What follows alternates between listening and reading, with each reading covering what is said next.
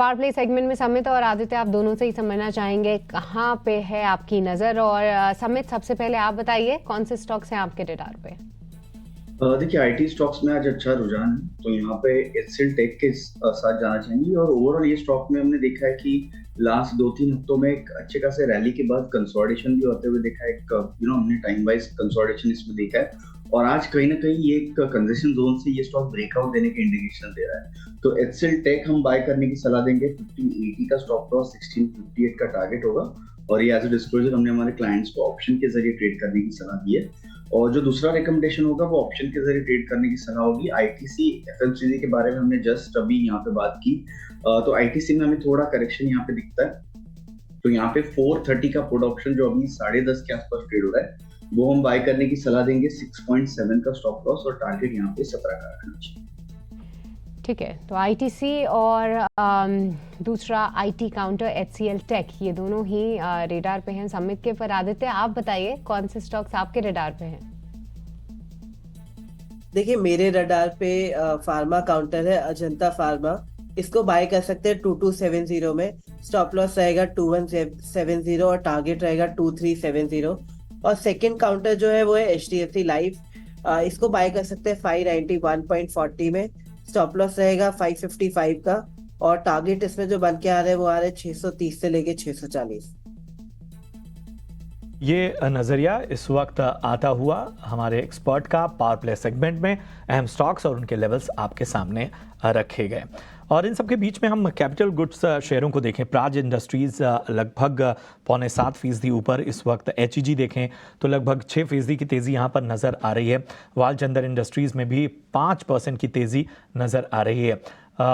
समित, ज़रा बताएं, Praj industries, HEG और इसके साथ ही वालचंद इंडस्ट्रीज, क्या नजरिया बन रहा है आपका?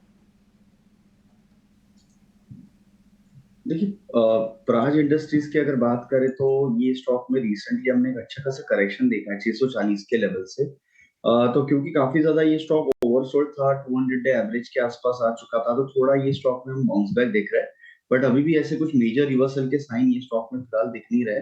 तो यहाँ पे 535, 540 के लेवल जब भी ये सरपास होंगे, तो फिर आप कहीं ना कहीं जो रीसेंट करेक्शन जो आया है वो एक करेक्टिव पार्ट मान के स्टॉक अभी हायर लेवल्स यहाँ पे छूने के दमखम रख सकता है। तो फिलहाल तो हम करंट लेवल पे कोई भी ट्रेड करने की सलाह नहीं देंगे। 535 जैसे सरपास होता है, ये स्टॉक में एक अच्छा खासा हमें अपस्विंग आते हुए दिख सकता है। वालचंद नगर की अगर बात करें तो ये स्टॉक रिसेंटली अगर हम लास्ट 3-4 महीनों की प्राइस एक्शन देखे, तो सर्किट टू सर्किट काफी इसमें मूव आते हुए देखा है। तो ऐसे स्टॉक थोड़े रिस्की हो सकते हैं, तो इसलिए हम इसमें ट्रेड करने की सलाह नहीं देंगे। लेवल वाइज अगर आपको देखना है तो 170, 180 का इसका एक इंपॉर्टेंट सपोर्ट बन गया। ठीक है, तो ये है सलाह प्राज इंडस्ट्रीज पर और वालचंद नगर पर। मेटल स्टॉक्स पर एक बार वापस आते हैं। अभी थोड़ी देर पहले हम चर्चा भी कर रहे थे, लेकिन शानदार तेजी कुछ स्टॉक्स में देखी जा सकती है। आदित्य, सेल एक बार देखिए, एक स्पाइक आया स्टॉक में 5%। अभी ये शेयर ऊपर आ चुका है। केवल सेल ही नहीं, बाकी सारे मेटल स्टॉक्स भी ऊपर है, लेकिन आप सेल पर सलाह दीजिए। कोई ट्रेड लेना चाहिए स्टॉक में? बिल्कुल, सेल में देखिए एक लॉन्ग टर्म ब्रेकआउट पेंडिंग है, और अगर लंबा नजरिया है तो बिल्कुल इस पे बेट बना के रखे तेजी की।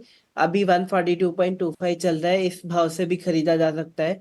स्टॉप लॉस लगाना चाहिए 120 का, और टारगेट रहेगा 160 से लेके 180 का। ओके, तो मेटल काउंटर्स में सेल भी एक काउंटर है जो इस पे आप नज़र रख सकते हैं, एक अच्छी तेज़ी। और इस बीच अगर हम देखें तो काफ़ी इंटरेस्टिंग प्ले देखने को मिल रहा है इंडेक्स लेवल पे, क्योंकि निफ्टी दिन के उच्चतम स्तर के आसपास 150 अंकों की तेज़ी दिखा रहा है। वहीं बैंक निफ्टी देखे तो एकदम विपरीत, डेज लो के आसपास निफ्टी बैंक आपको दिखेगा 200 पॉइंट की यहाँ पे कमजोरी है। हालांकि बहुत ज़्यादा मूवमेंट नहीं है, दोनों ही इंडेक्स में 1% से कम के मूव्स हैं, पर काफ़ी डाइवर्जेंस है। समित, आप कैसे देख रहे हैं इस डाइवर्जेंस को? और अगर निफ्टी बैंक कमजोर होता है तो कोई स्टॉक जो कि आपको रेडार पे रखना चाहिए? देखिए, इनफैक्ट ओवरऑल जो बैंकिंग स्पेस है वो एक वीकेस्ट लिंक रही है। अगर हम देखें तो बैंक निफ्टी जो उसके रीसेंट हाइस थे, वहां से लगभग 7-8% नीचे ट्रेड कर रहा है, और निफ्टी हार्डली 200 250 पॉइंट नीचे ट्रेड कर रहा है। तो ये कहीं ना कहीं अंडर परफॉर्मेंस दिखा रहा है बैंकिंग का। और आगे जाके भी ये कंटिन्यू रहेगा जब तक ये बैंक निफ्टी 47,000 का लेवल ऊपर सरपास नहीं करता है, आपको हाई लेवल्स पे प्रेशर दिखेंगे। तो यहाँ पे हम बैंक निफ्टी में जो हमारा इंक्लिनेशन है थोड़ा सा नेगेटिव साइड पे ही है। तो यहाँ पे हम इंडसइंड बैंक को काफी क्लोजली हम ट्रैक कर रहे हैं। ये स्टॉक में हमें लगता है कि एक अच्छा डिक्लाइन आने के बाद स्टॉक ने एक 7 से 8 ट्रेडिंग सेशन का एक पुल बैक देखा है और precisely 20 day exponential moving average के आसपास उसने रेजिस्टेंस फेस किया है। तो यहाँ पे हमें लगता है कि इंडसइंड बैंक में जो रीसेंट लोज बने हैं 1450 1460 के आसपास, वो आपको रिटेस्ट होते हुए दिख सकते हैं। तो ये स्टॉक में आपको शॉर्ट करके करंट लेवल पे भी चल सकते हैं या फिर 1500 का पुट ऑप्शन आप ट्रेड करके चल सकते हैं। अगर लेवल वाइज अगर हम देखें तो अगर करंट लेवल पे कोई शॉर्ट करता है तो 1538 का स्टॉप लॉस होगा और 1460 का इसका टारगेट है।